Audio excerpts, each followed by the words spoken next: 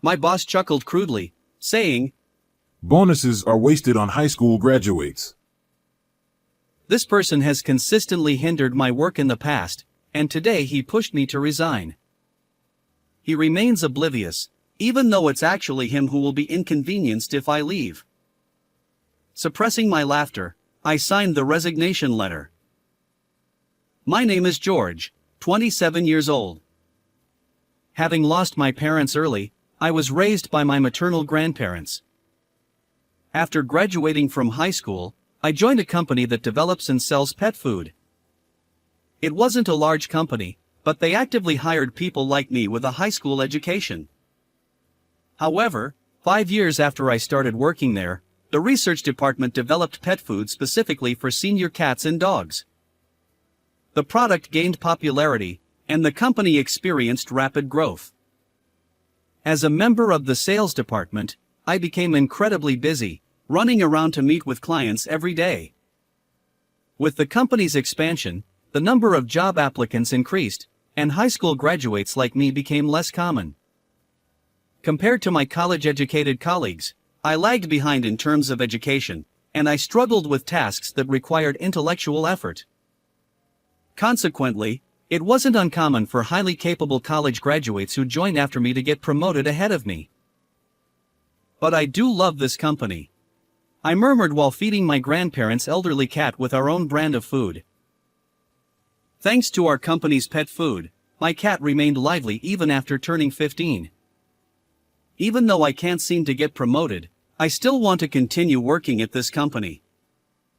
Despite not having an impressive educational background, I work as a salesperson who relies on my own efforts. However, Jack, our department head who was headhunted from another company a few years ago, seems to dislike my approach.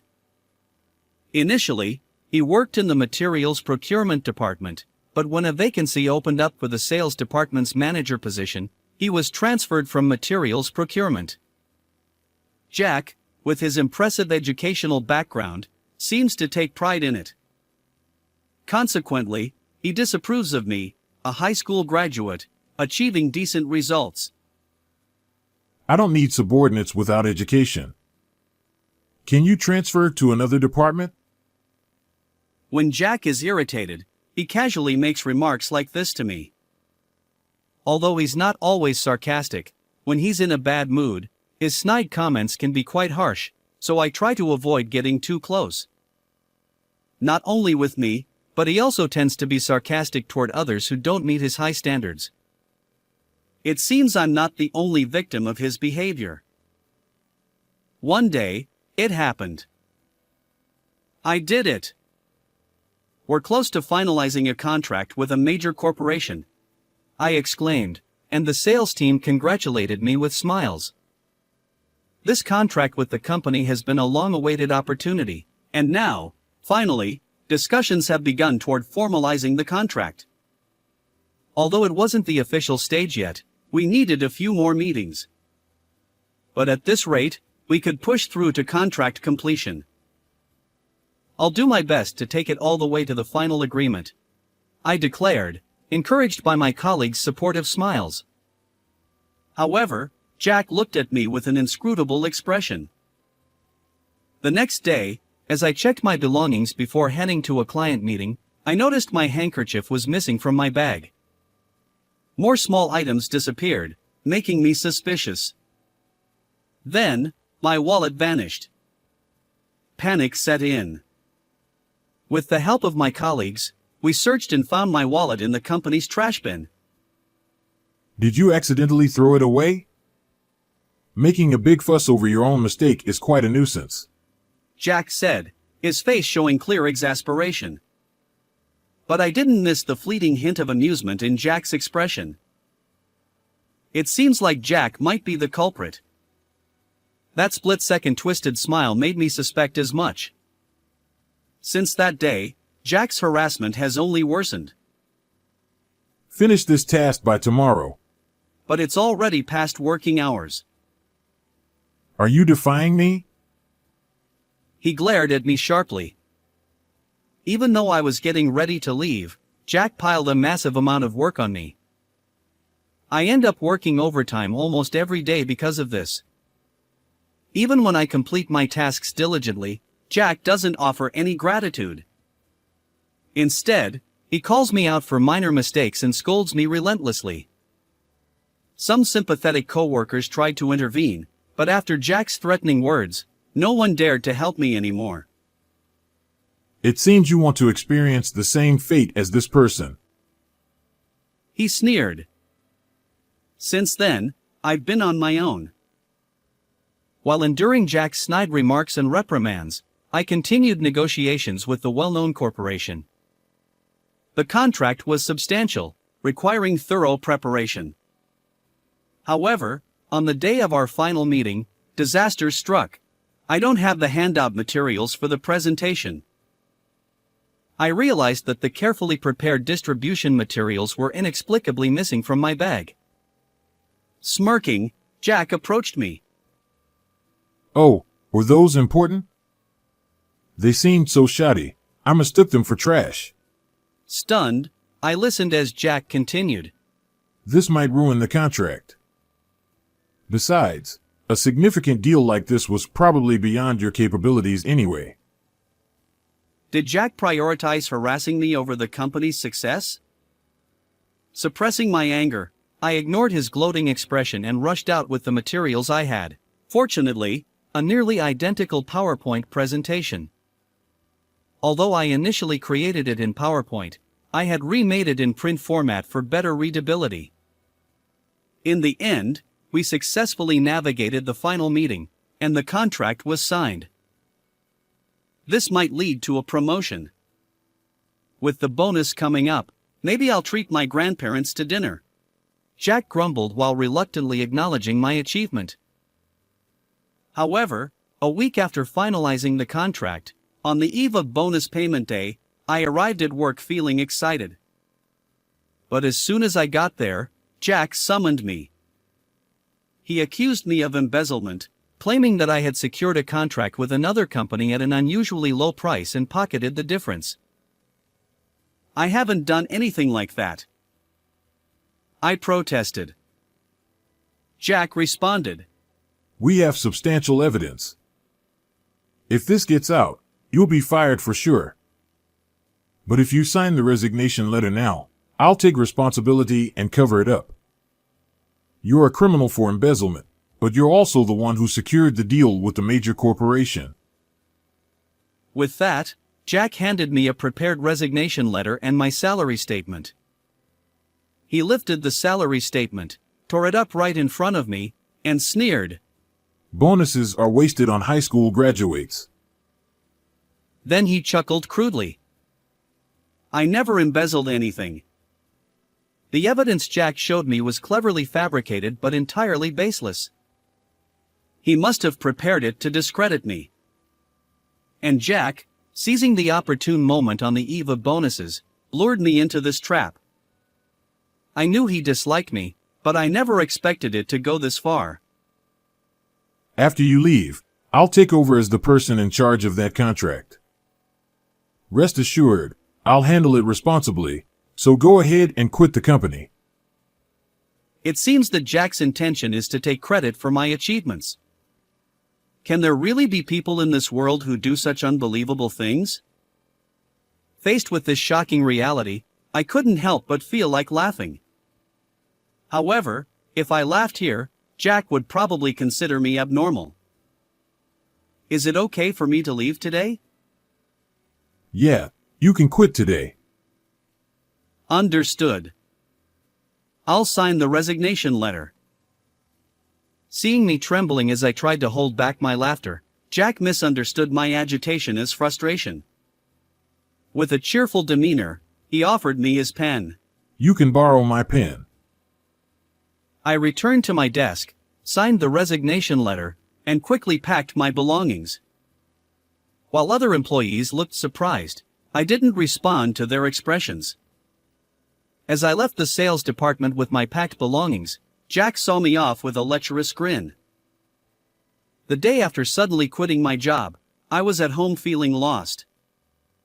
I had already explained everything to my grandmother. My grandfather scolded me, wondering why I hadn't consulted with him. As for Jack, it was my problem, and it wasn't uncommon to be disliked by someone at work. So, I decided not to make a big fuss and didn't consult anyone, neither my coworkers nor my family. I never expected Jack to go so far as to force me out like this. In hindsight, maybe I should have followed my grandfather's advice and talked to someone. But now it's too late. I need to find a new job. As I was preparing to head to the Public Employment Security Office, I received an unexpected call from Jack. Come here immediately. Huh? Didn't I officially resign yesterday? That doesn't matter now. It's a direct order from me, your boss. Get to the office right away. With those words, Jack hung up.